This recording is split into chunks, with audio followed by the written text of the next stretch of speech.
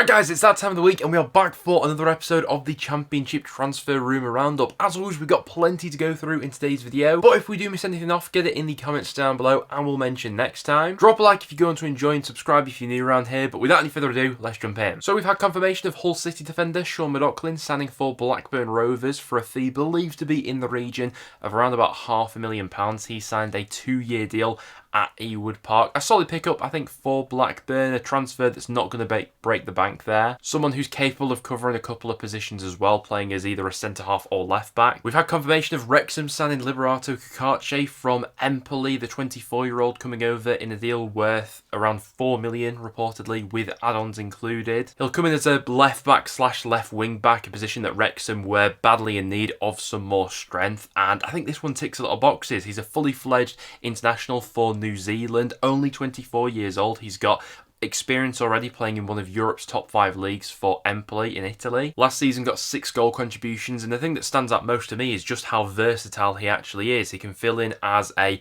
left back, left wing back, centre half. He can play in midfield as well if needed. These were the sorts of signings that I was starting to anticipate that, Wrexham would be making this summer. Player at a good age, seriously improves their squad, and yeah, I feel like there's more of those sorts of signings to come. We've had confirmation of United States defender George Campbell joining West Brom. He's coming over from Montreal in MLS. He can play as either a centre-half or right-back. Looks like another good option there at the back for Ryan Mason's side for this upcoming season. We've had confirmation of Bayern Munich winger Nestori Irankunda joining Watford on a permanent basis. Really excited to see him in the Championship next season. From everything I've seen of him, he looks absolutely rapid. Going to be one of the quickest players in the Championship for this upcoming campaign. Only 19 years old, but got one hell of a strike on him and some serious potential as well. This one could be a really top pickup from Watford, and they've actually managed to get him for a really decent price as well, with the reported transfer fee only being around 3.5 million. Now, the reason Watford have been able to get him so cheap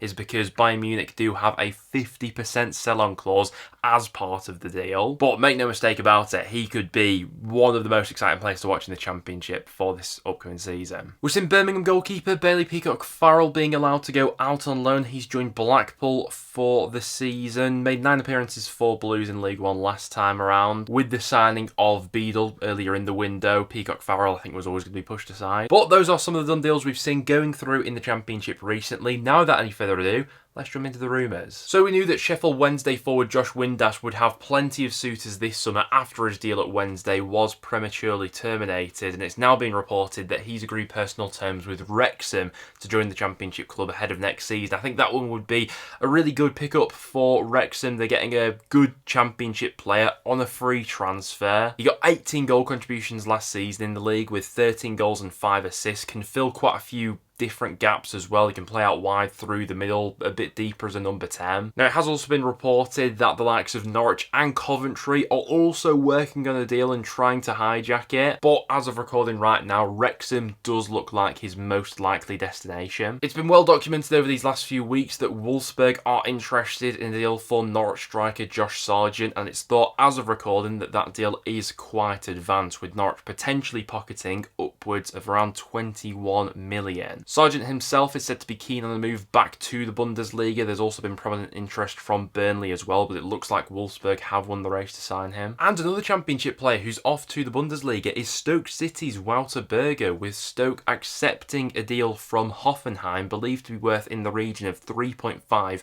to 4.3 million.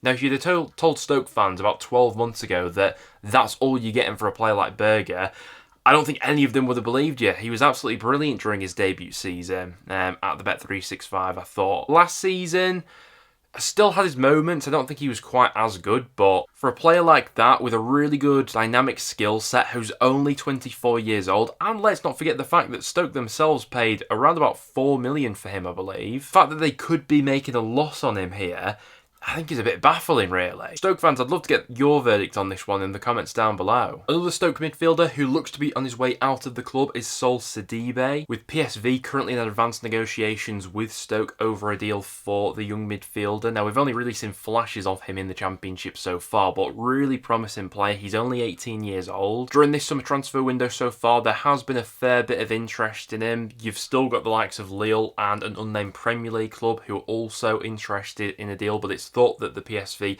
interest is quite advanced at this stage. Hasn't been reported what sort of fee Stoke would be getting, but you'd imagine it's a decent amount. It seems more than likely that Leicester City midfielder Wilfred Ndidi will be leaving the club this summer. There's plenty of interest from clubs in the Bundesliga right now, the likes of Hoffenheim and Bayer Leverkusen, two of the latest clubs who have been linked. Of course, the Nigerian midfielder did stick around for Leicester's last championship campaign and looked, far too good for this level in all truth. But considering he's now got a 9 million relegation release clause in his contract, so is available for that price, you'd imagine there'd be a few clubs who are willing to pay that, and with the amount of interest from Germany right now, seems like an exit is more than likely. El Khanous is another Leicester midfielder with his long-term future currently up in the air. There's been plenty of interest in the playmaker so far this summer. You'd had the likes of Arsenal and Bayer Leverkusen who were interested earlier in the window. Sunderland's interest in him has been quite well documented as well. However, Leicester are yet to receive any acceptable bids. Let's not forget that they themselves paid around 21 million for him just 12 months ago, so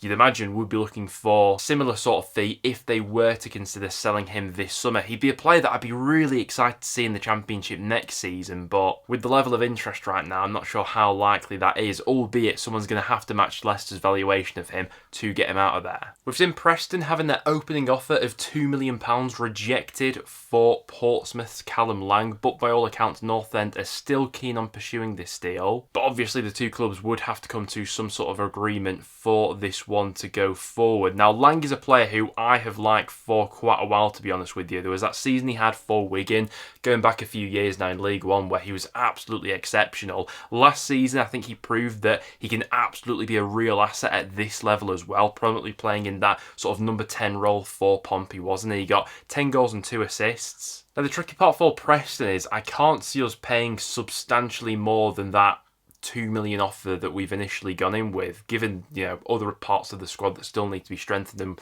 we'll still need to be spending money on. It has been theorised that maybe in exchange for Lang, North End could also throw a player of our own into the equation that goes to Portsmouth, so we pay a bit of money and a player heads out the door in the process as well. Who that would be, or even if that is an option on the cards right now, is just pure speculation. It's been rumoured maybe that could be Will Keane, who's not in Paul Heckingbottom's long-term plans for the future, it wouldn't seem. Looks like this is a story which will continue to develop though. Pompey fans, what would you value Lang at? Let me know down below. Manchester United are set to sanction a loan deal for youngster Harry Amas, who looks likely to be sent out on loan to a Championship club. Preston are supposedly one of the sides who are interested. Obviously, he'd potentially be following in the footsteps there of Alvaro Fernandez, who obviously had a cracking loan spell while out on loan at North End from Manchester United, now plays for Real Madrid. Being just 18 years old, Amas is still fairly raw, but he has had a bit of first team experience, made 7 appearances for United last season across all competitions. Given that Man United will want to develop him as a wing back, it would make sense for them to send him out on loan to a club who plays with a similar sort of wing back system. That does tick some boxes for North End there. But we'll have to wait and see. I'd imagine there'd be a few Championship clubs interested in that sort of loan deal. Another deal that North End are currently working on is for former Sheffield Wednesday striker Michael Smith, who is now available as a free agent after having his contract terminated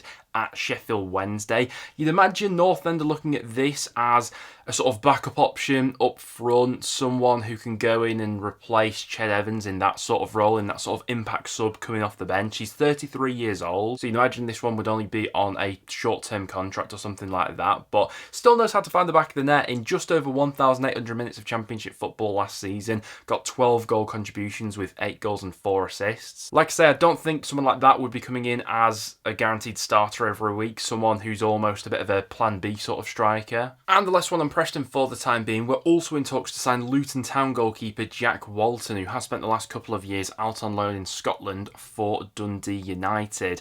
This one I think would make sense for North End. We are in the market for another backup goalkeeper. I think what we saw towards the back end of last season with Cornell in net, it was a position that we needed to upgrade. Dan Everson's obviously going to be the undisputed number 1 coming into this season, but having someone like Walton to push him, I'd be on board for that sort of signing. Feyenoord are set to make an approach for Middlesbrough defender Rav van den Berg. There's obviously been plenty of interest in the Dutch defender so far this summer, with Premier League interest from the likes of Crystal Palace and Brentford. With interest now from abroad as well, it may spark some of those Premier League clubs into action traction into putting in a bid, but the links to the Eredivisie do seem quite prominent at the moment for him. It's no secret that Middlesbrough are after a new right-back this summer. Kellen Britton has been a top target all summer. Someone else who they have reportedly inquired about is Swansea City's Josh Key, although Swansea have slapped a £5 million price tag on the fullback, which seemingly might have put Borough off for the time being. Middlesbrough still waiting to make their first signing of this summer transfer window. It's all been quite slow for Rob Edwards' side so far this summer, hasn't it? Huddersfield have reportedly agreed a deal with Birmingham to sign forward Alfie May in a deal worth around £1.2 million. Now, Huddersfield are seriously making some moves in League One right now,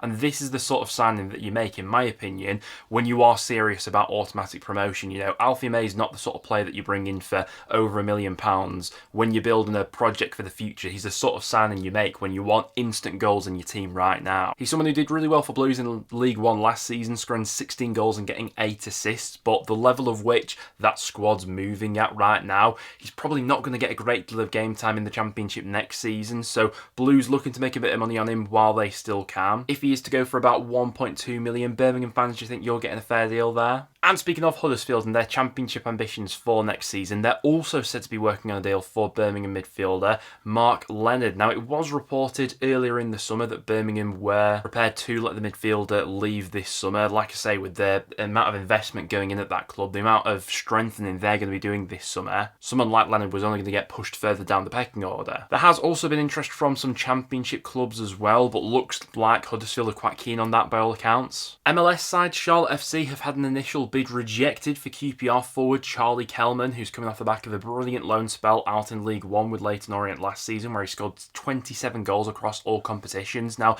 by all accounts, it still seems like the MLS side are still interested in pursuing a deal here. Obviously, they're looking to replace Patrick Hadjiman, who's just gone to Derby in the Championship. Kellman's an interesting one, though, because after the season he's just had in League One, his value's obviously going to be at an all-time high right now. There have been a few sides from England who have been sniffing around as well. We'll have to wait and see if any of those come in with a late bid and try and hijack any sort of deal that Charlotte are trying to pursue right now. It looks inevitable that players are going to be leaving Hull between now and the start of this Championship season. The next player out the door looks like it could be Steven Alzate, with Atlanta United from MLS currently in negotiations with Hull over a permanent deal. It's believed that the fee being discussed is around about that 1.5 million region. He obviously only signed for Stoke last summer, but with their ongoing issues behind the scenes, sales seem inevitable, like I say. It's not all bad news for Hull City though, as it looks like Akinfenwa could be coming into the club. He's available on a free after his contract at Sheffield Wednesday had expired this summer. Hull